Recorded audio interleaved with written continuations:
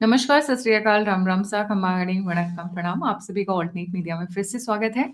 मैं आपकी होस्ट गायत्री देवी। हमारे साथ जुड़े हैं major general Rajeev Narayanan sir. और तमिलनाडु में देखिए समर्स आ चुके हैं और हम जैकेट और एक्स्ट्रा पहनते जा रहे हैं। इट इज सो कि बर्फबारी हो जाती है और उसके बाद एक दो लेयर और चढ़ जाती है। सो ये नॉर्थ और साउथ, मतलब एक तरफ पूरा का पूरा स्नो, दूसरी तरफ गर्मी, ये भारत में हो सकता है। That is a kind of diversity we have. और नहीं, सब ईरान। इतना मैं बता देता हूँ कि मैं मेरी पैदाइश सेंट्रल इंडिया में हुई है। टाइम पूरा नॉर्थ बॉर्डर्स के ऊपर फौज में मैंने स्पेंड किया है, तो my body is used to different type of temperature, तब जाके सर्दी लगती है। आप यहाँ पे बाहर निकल लो, लोगों को ये जहाँ पे 25-20 के बीच में टेम्परेचर आता है तो पूरा उनका वो मंकी कैप और ये वो सब लग जाता है, बच्चों अच्छा। के भी लग जाते हैं। ठीक है, उनको 25। सर्दी लगता है कि भाई साहब 22-23 हो गया टेम्परेचर, सर्दी लग रहा है।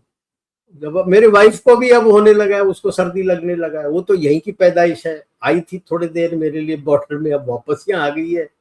अब 3 साल में बॉडी इस टेम्परेचर को यूज टू हो गया है। जैसे ही 25 के नीचे जाता है कहते सर्दी लग रही है, और मैं हंसता हूँ।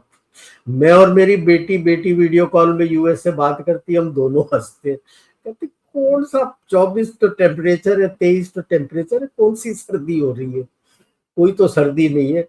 10-11 जाए या उससे नीचे जाए तो बोलो कि हाँ ठंड है ये, बट यहाँ के लिए इट इज ठंड। जो टेम्परेचर मतलब 34, 36, 38, 40 जाता है, उनको बोलो कि भाई साहब 22-23 आ गया टेम्परेचर, तो सब ठंड तो लगेगा उनको। It is cold.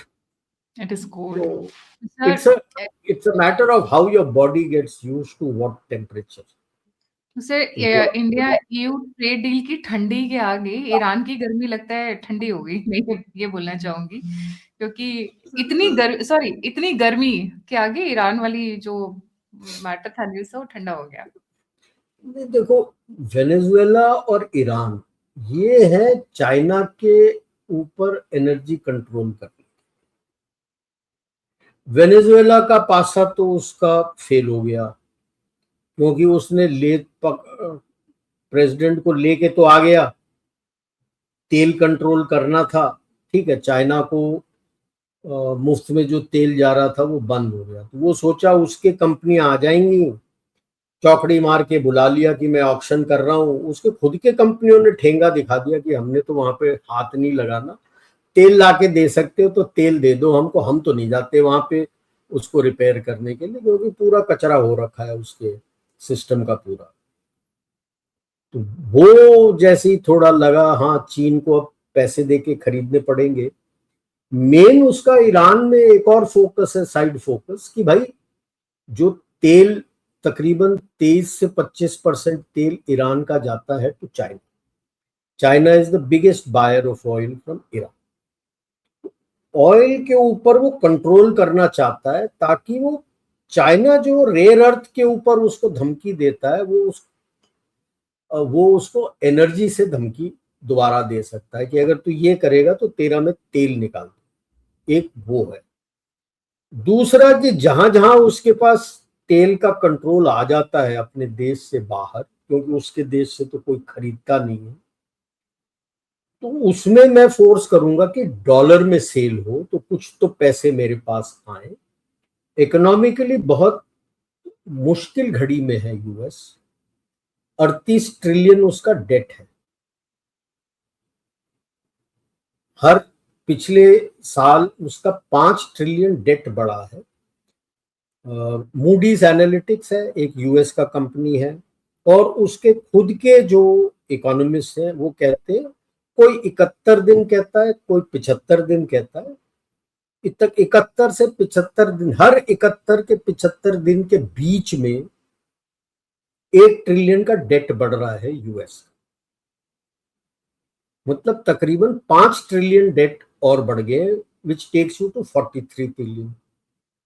अब जो सबसे मुश्किल घड़ी है इस साल, depending on whom you read, 9.5 to 10 trillion dollars कि ट्रेजरी बॉन्ड्स मैच्योर हो रहे। ओके, अब सबको पता है कि कोई यूएस के ट्रेजरी बॉन्ड को बांस की डंडी से भी हाथ नहीं लगा रहा, सब उसको बेच के गोल्ड ले रहे हैं। नॉर्मली जब ऑक्शन करता है तो 10 से 20% उसके बैंक्स ले लेते, बाकी 80 से 90% बाहर के देश खरीदते थे या उनके बैंक खरीदते थे। एंड नॉर्मल नॉर्म होता था कि जब खत्म होता था तो वो रोल ओवर कर देते कि भाई 10 साल और बढ़ा दो। आज ये स्थिति है, सब बोलेंगे कि ना जी, वो तो डॉलर भी नहीं मांगेंगे, बोलेंगे इसके इक्विवेलेंट हमको गोल्ड दो। कहां से लाएगा पैसा? अगर 10 ट्रिलियन लेता हूं, 80% लेता हूं, 8 ट्रिलियन यार, इतना तो उसका रेवेन्यू अर्निंग नहीं है, बजट नहीं है, कहां से लाएगा? So understand the desperation level. सही रास्ता चुना नहीं चुना वो अलग है, दैट इज डिबेटेबल। मेरे हिसाब से बहुत गलत रास्ता चुना उन्होंने, but this is the background to the desperation level. अभी दो उन्होंने ऑक्शन किए थे ट्रेजरी बॉन्ड, एक भी लॉन्ग टर्म ट्रेजरी बॉन्ड कोई फॉरेन कंट्री ने हाथ नहीं लगाया। उनके खुद के बैंकों ने 42 दिन से 180 दिन का शॉर्ट टर्म लिया है। लॉन्ग टर्म जो 10, 20, 30 साल का वो बेचता है, बिका ही नहीं है। अब वो that was how he was financing his deficit. आप और हम खरीदते थे उसको, डॉलर में पैसे देते थे तो उसका बजट बैलेंस हो जाता था। अब पैसे आ ही नहीं रहे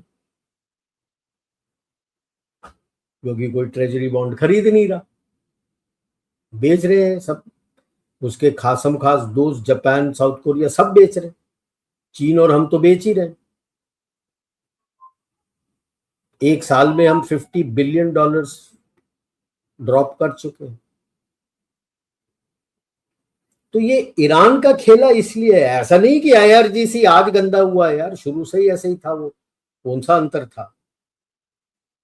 लेकिन जो अब ये शुरू कर रहा है, वो मिडिल ईस्ट के देश जो है, उनका अगाड़ा पिछाड़ा बिल्कुल गीला पीला हो रखा है।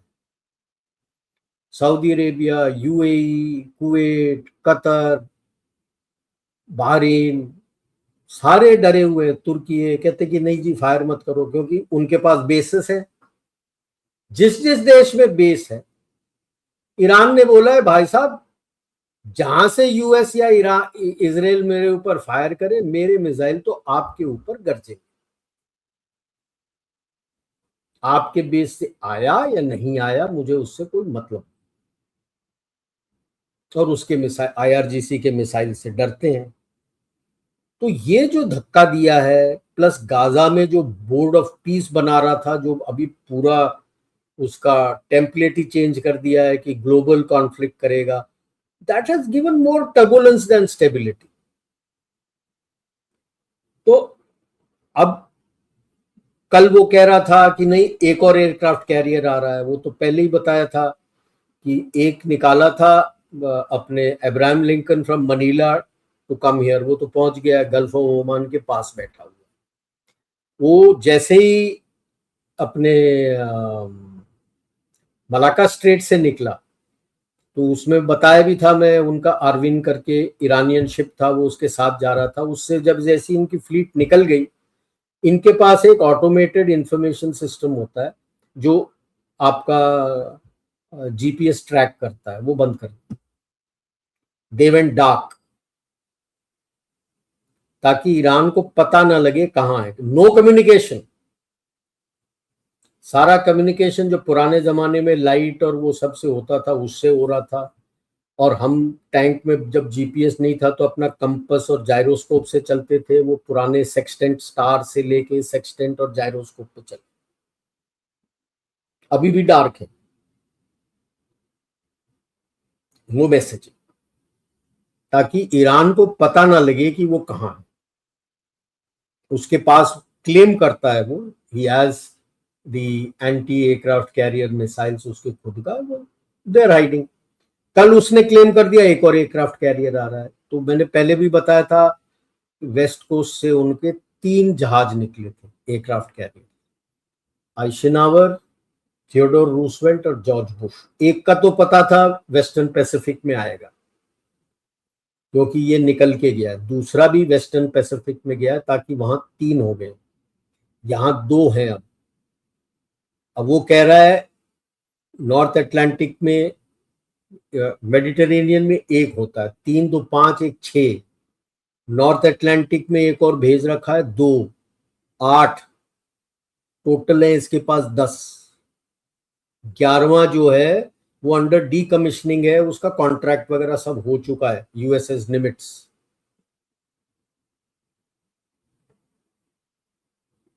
जो नेक्स्ट एयरक्राफ्ट कैरियर है उसको आने में कम से कम 2 साल लगेंगे। 10 में से 8 इसके डिप्लॉयड है,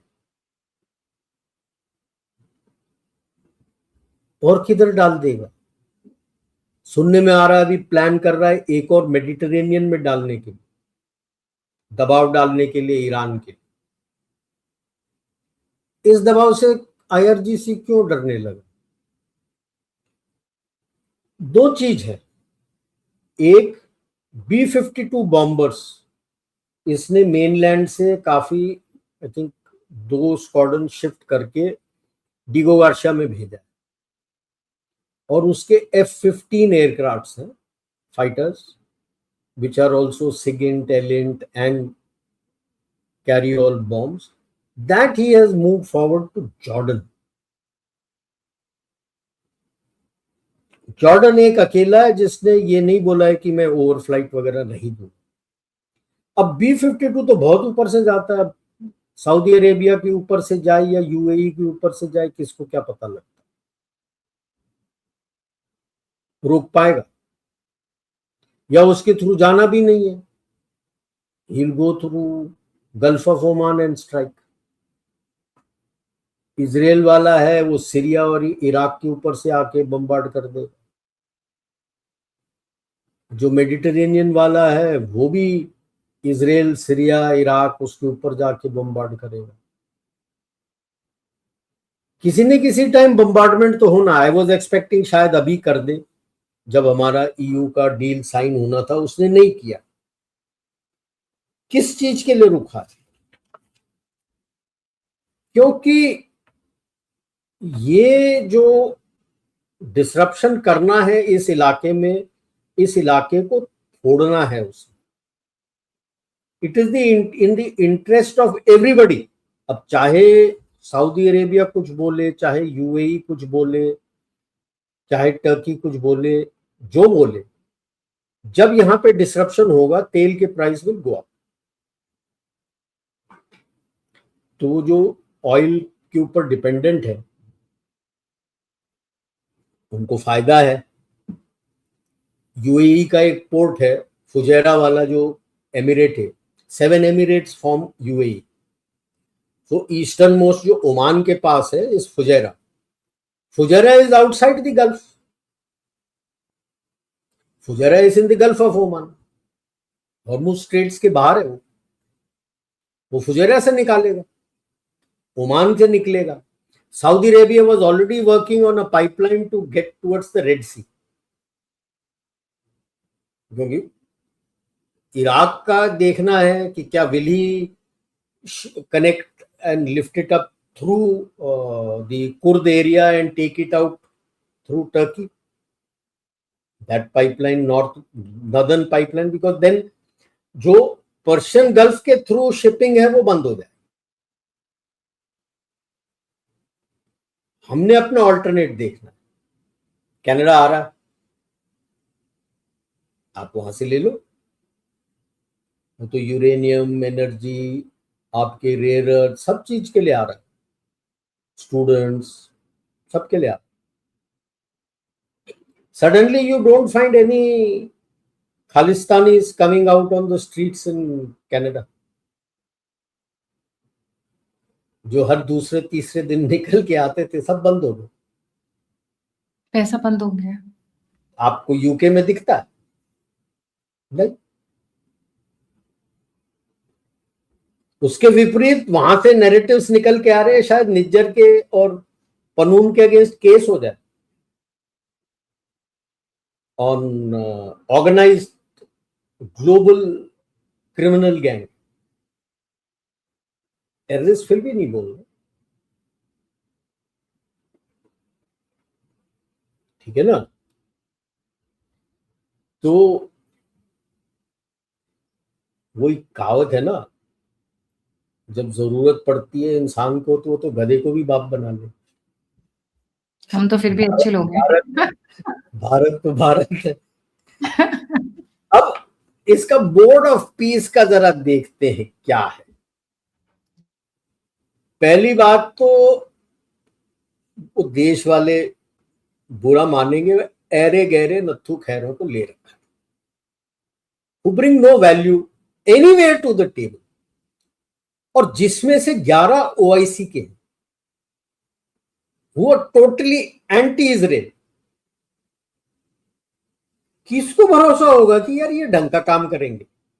दैट इज पॉइंट नंबर 1। उन लोगों को आपने 20 में से 11 वो देश हैं, उनका स्टेटेड पॉलिसी ओआईसी का is anti Israel, anti Semitism, and you are expecting like a fool that these people will work for peace, which tells you that इतने गधे तो मार्क रूबियो भी नहीं है, which tells you that it has a totally different purpose, and Trump is the president for life, the head of the board, and can be changed only if his health doesn't permit him or he dies, and he is the one who is going to nominate who the next one is going to be. अंदर membership आना है तो 1 billion देना है, which is not the upper limit. ये भी नहीं कह रहा कि this is not the lower limit, वो कहता this is not the upper limit, मतलब जितना देना है दे दे, दिल खोल के दे दे, वो तो ट्रंप के खानदान में जाएगा। This is the board of peace for Trump's खानदान। वो एग्जीक्यूटिव मेंबर्स हैं, ये है वो है, वो सारा लिस्ट बनाया हुआ, चार्टर पूरा ग्लोब का है, and Trump is the boss for life. तो उसको ना गाजा से कुछ लेना है ना कुछ करना। शुरू से मैं बोल रहा हूं, अगर आप उसका देखो 2017-18 में, उसके पहले टेन्योर में उसने क्लियर बोल दिया था West Bank is going to be with अपना Israel. At that time he had said Gaza plus Sinai, portions of Sinai, that is where Palestine will, और he walked the talk. He is the one president who moved the US embassy from Tel Aviv to Jerusalem. Jerusalem is the capital of Israel. Full stop. Okay. Democrats बहुत चीखे थे, लेकिन Biden के tenure में किसी ने move back किया उसको? There is a reason. जिस तरह से the Christendom looks upon the fall of Constantinople, which is today's Istanbul, as the biggest geopolitical crisis of the 15th century. Similarly, the Muslim world, I'm not talking of Arab world, the Muslim world looks at the fall of Jerusalem to Israelis as the biggest crisis of the 20th century. ये अब आप कर लो, 20 में से 11 तो आपने OIC को लिया, और एक और मुस्लिम कंट्री है, बनाया है, उसको ज्यादा रिकग्निशन किसी ने दिया नहीं है एज ए कंट्री, कोसोवो को भी लेके बैठे हो बोर्ड पे। तो 12 ऐसे मुस्लिम देश हैं, 8 ही बचे हैं तुम्हारे। कौन कौन? हंगरी, आपका आर्मेनिया, अल्बेनिया, पोलैंड, क्या लेके आओगे यार? G7 का कोई नहीं है, ग्रुप 5 का, G5 का कोई नहीं है। हमने तो जवाब देना ही सही नहीं समझा कि जवाब कौन देगा इस गधे को। रशिया को बुलाया, रशिया कहता है यार मेरा 300 बिलियन तुमने दबा रखा है, तुम बोल रहे हो 1 बिलियन चाहिए, उसमें से 1 बिलियन लो। वो लेने के लिए कतरा रहा है ट्रम्प।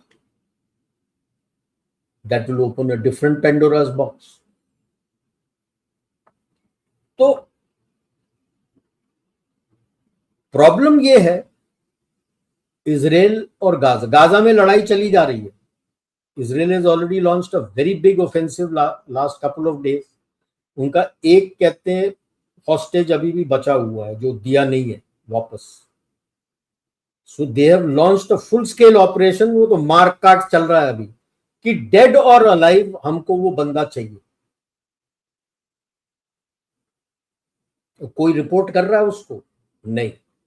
घमासान युद्ध शुरू हो चुका है।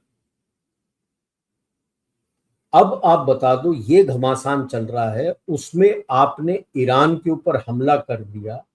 Does the department of defence, वो हालांकि डिपार्टमेंट ऑफ वॉर बोलने लगा है, do they have any method to control the escalation matrix कि इतना ही हम लड़ेंगे, इससे ज्यादा नहीं लड़ेंगे?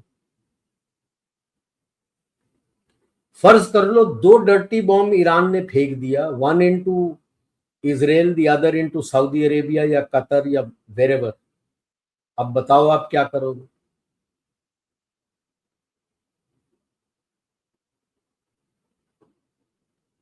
तो ये जो आए हैं ट्रम्प एंड इस टीम इज ऑल ब्लस्टर। इन्हें कख नहीं पता, ना डिप्लोमेसी का कुछ मालूम है तो ट्रम्प से दबे हुए हैं, ना लड़ाई के बारे में कुछ मालूम है कि लड़ने से जाने से पहले you have to be clear कि मैं एस्केलेशन मैट्रिक्स का कंट्रोल कैसे अपने पास रखूं और कैसे बढ़ाऊं, क्या करने दूं, क्या नहीं करने दूं। ईयू और नेटो टूट रहा है। फ्रांस, जर्मनी, इन सब ने एयर डिफेंस दिया था जब पिछले बार लड़ाई हुई थी और ईरान ने मिसाइल्स फायर किए थे, तब भी जाके कुछ मिसाइल्स इजराइल में घिरे और काफी नुकसान हुआ उनको। नाउ जब आपने इतनी गाली बख्श दी, एक्सक्लूडिंग यूके, वो तो उसका प्यून है, कोई फर्क नहीं पड़ता है। फ्रांस, जर्मनी वगैरह आपको एयर डिफेंस देंगे? नहीं देंगे। आप बचाओगे कैसे इजराइल को और अपने बेसिस को बचाओगे कैसे? आप तो खुद डर रहे हो पर्शियन गल्फ के अंदर जाने से। आप तो गल्फ ऑफ ओमान तक रुक रहे हो, अंदर नहीं जा रहे। ओमान के पीछे आड़ में छुप रहे हो। कौन सा एयर डिफेंस कवर किसको दोगे आप?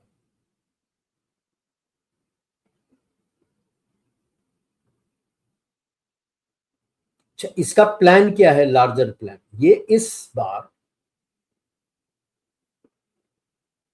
बता दिया था। ये कब बताया था? फरवरी 2025। This is after what they did in Gaza. Now he says Gaza भी नहीं होगा इनके पास। That is how the plan for Riviera.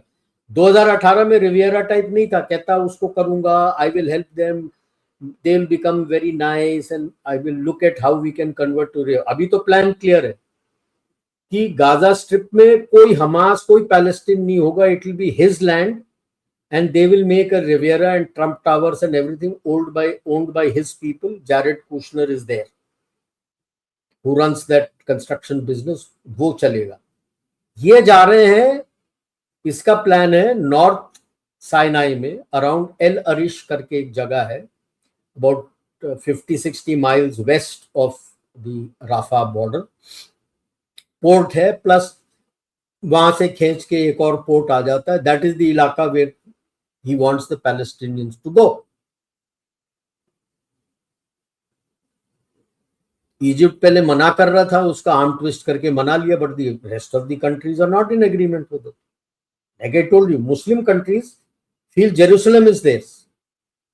That is debatable how.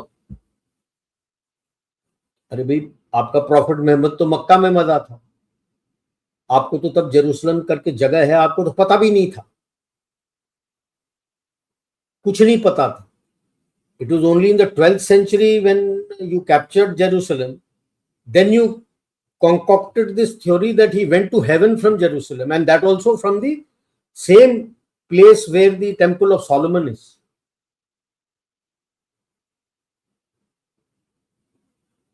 और वहां पे मैं जाके देख चुका हूं, वहां पे 3 डिफरेंट बरियल प्लेसेस हैं. There is one for the Jews, one for the Christians and one for the Muslims.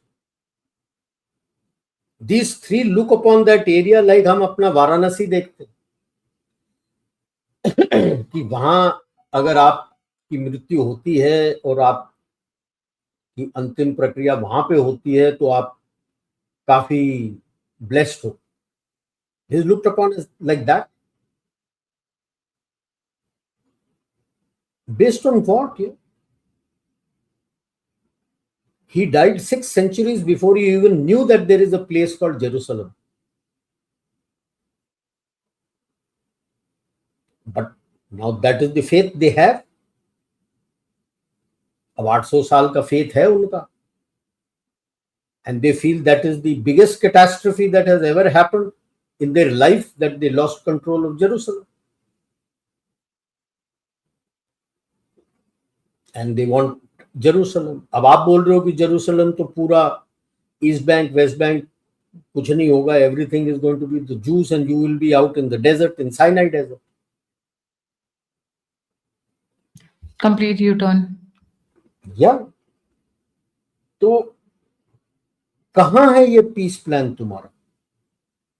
And उसको करने के लिए आप 12 मुस्लिम कंट्रीज को बोर्ड पे लेके आ गए, जो आपको यस सर 3 बैग्स फुल करके बोलते जा रहे हैं.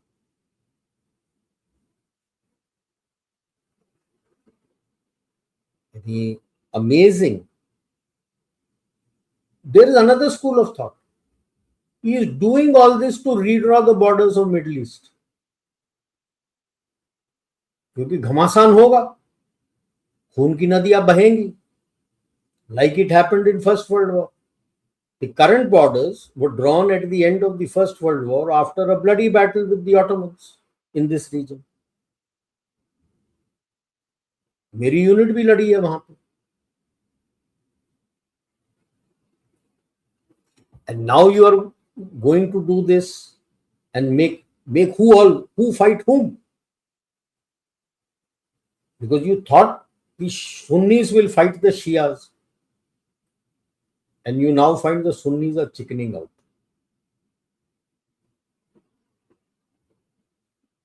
Because Sunnis also realized कि हम तो लड़ लेंगे शिया से, उसके बाद तो हमारी बारी है. तो किसको किससे लड़वा रहे हो आप?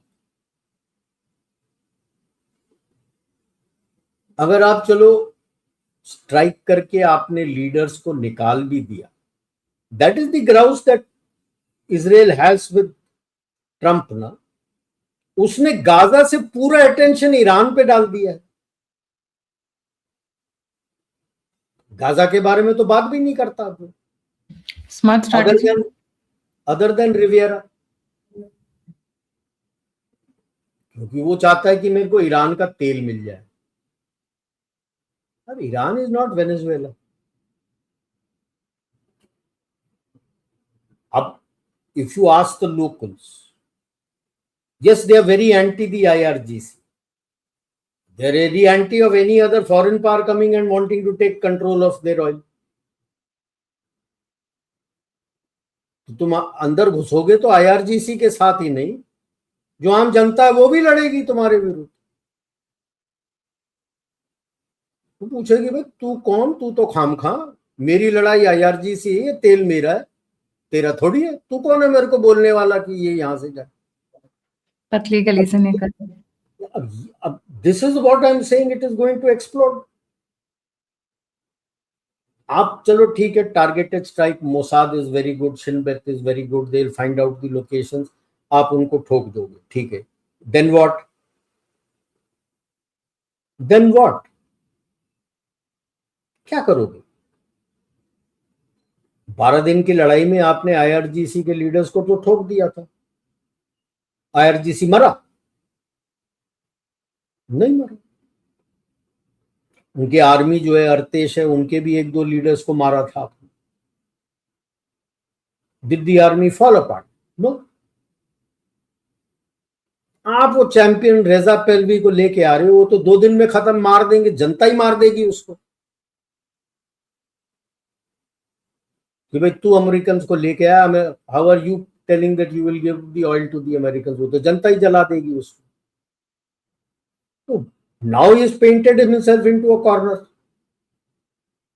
How does he save face? आपने बोला हो, झूठ बोलने की आदत है उसकी, हर जगह बोल दिया कि ओ हो मैंने दबाव डाला, देखो वो हैंगिंग मना कर दिया, तो अगले दिन ही आ गया, किसने मना किया, सारे केस सब खत्म हो जाएंगे, सब हैंग होंगे. तो क्या you will wait when the hanging is there and then you will attack and then what? वो सोच रहे हैं ना कि मैं यूनिपोलर वर्ल्ड है या 50s का समय है, मैं हूं गुंडा नंबर 1, मैंने बोल दिया, मैंने हुक्म पास कर दिया तो सब मानेंगे. तो लास्ट में लाइन भी तो ऐसे लिखता है ना ट्रुथ सोशल पे, thank you for your attention president of the United States, या डीजे फेवर. प्रेसिडेंट ऑफ यूनाइटेड स्टेट्स है तो क्या हो गया? सी, it is not that your power has declined. There is something known as power differential. Other countries have risen up, the differential has become less. And they are suddenly finding they don't need your permission to do things. और ये जो आपका deal हुआ है, that is going to be a landmark one. And I'm 100% sure Israel will join on board. EU में नहीं है. आप यूएई और इजराइल के साथ आपने पूरा रेड सी का कॉरिडोर सिक्योर कर दिया. आप जैसी होतीस को बोलते हो हुर ये हमारी शिपिंग है, हाथ लगाए तो देखना वो आगे से गीली पीछे से पीली हो जाती है उनकी. Same with the Somali pirates. आपने सिखाया उनको औकात में रहो. डरते हैं बहुत आपसे, और किसी से नहीं डरते, वो आपसे डरते, आपके नौसेना से डरते हैं, आपके नौसेना के कमांडो जो मार्कोस है उनसे डरते हैं. और ये मैं नहीं बोल रहा, ये यूरोप और यूएस के ही रिपोर्टर सब बोल रहे हैं कि जो सोमाली पायरेट्स को दबा के ठीक किया है वो भारत ने किया है. और आपका इजराइल यूएई के साथ एग्रीमेंट है. By the way, your at the moment last year your trade with EU was at $100 billion. Number 3 पे है वो. First is EU, second is US, third is आपका third are China and 68 billion. 100 billion was China. Then 68 billion के आसपास are Russia and UAE. That is your trading. आपका इनके साथ agreement हो रखा है. इजराइल ने ऐसे ही सोमालीलैंड को रिकॉग्नाइज नहीं किया हुआ है. सोमालीलैंड में यूएई का बेस है. बरबरा पोर्ट जो है वहां पे यूएई बैठा हुआ है. जिबूतीजो के सारे बैठे हुए हैं. एरिट्रिया में एग्रीमेंट हो रखा है यूएई का, वहां पे उनका पोर्ट है, वहां पे वो बैठे हुए हैं. केवल एक पोर्ट सूडान में टर्की बैठा है, वहां एक अकेला बैठ के क्या कर लेगा टर्की. इजिप्ट के साथ आपने डील कर रखा है. आपके शिप्स आईमेक जो है सऊदी अरेबिया के थ्रू नहीं जाएंगे, यहाँ के थ्रू निकल जाएंगे. This the alternate route you have created for IMEC, because Saudi Arabia में जाने के लिए you have to come close into UAE, cross the Strait of Hormuz, then get into Saudi Arabia, go via Jordan and then go. But अभी तो आपको पता है स्यापा होने वाला है, आग लगने वाला है ईरान में. आज नहीं तो कल तो लगाएगा, because he is painted himself into a corner. कुछ ना कुछ तो उसने करना है, पीछे नहीं हटेगा.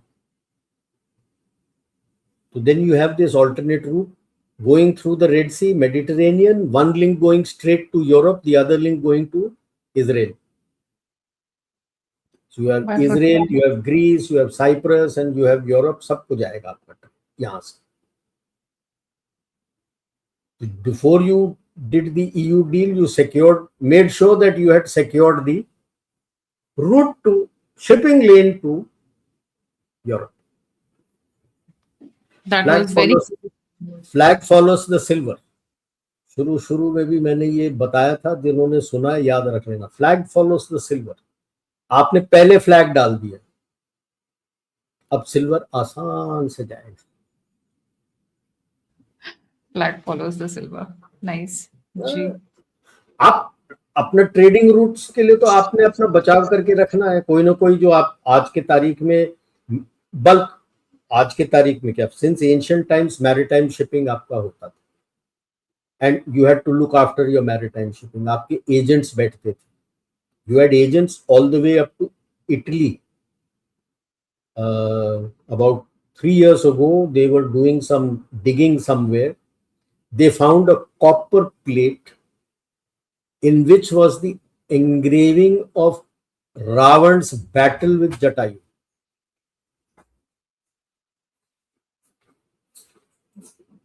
रावण की लड़ाई जटायु के साथ. Imagine how ancient your links are to that place. I always say ना, यूरोप तो अंधकार में होता था, वहां कुछ नहीं होता था. मेडिटेरेनियन के इर्द गिर्द सारा कुछ उनके you can say the civilizations were there with whom you were dealing. Otherwise, Romans also, when they went in, they used to call all these people barbarians. Tribes thing. They were all tribes. That's why they try to demean you and say Mahabharata was a tribal war. Let them be happy. ठीक है. तो आपकी trading 2000-3000 साल पुरानी है, जो और उससे भी एंशिएंट है जो जाता है. रामायण सब जगह है. चाइना हैज इट्स रामायण, यूनान has its own version, Japan has it, south Korea का तो अपना शादी हुआ था अयोध्या में बाय द वे. ठीक है. And the complete ASEAN has its own Ramayana, their own versions of Ramayana. The area where the palace is in Thailand is called Ayodhya in their language, Ayutthaya. And the king is always, whatever be his name is Ram. When he assumes the throne, he is Ram. Ram, I think, abhi 10th ki 11th, Ram. That is the depth of connection. Right. Okay. So now you are reverting back to those things where the center of gravity of maritime trade has shifted and come back to the Indian Ocean. It started from the Indian Ocean, shifted to the Mediterranean, went into the Atlantic, then shifted back from Atlantic to the Pacific, and now it has come back to the Indian Ocean. पूरा चक्कर मार के आया centre of gravity. Right. Interesting. ऐसे ही नहीं बोल रहा हूँ, बिकॉज सारे IMF, world bank and now even EU has agreed that. And as a counter to what US president said in Davos, when US booms, the world booms. Now the boom can be meaning anything. Boom boom. Boom भी हो सकता है. Ursula von डर Leyen ने क्या बोला? When India grows, it provides stability to the world. Choice of words. Boom, boom, and growth, economic growth provides stability. Prosperity to the world, stability to the world. Stability to the world. See, prosperity depends on individual countries.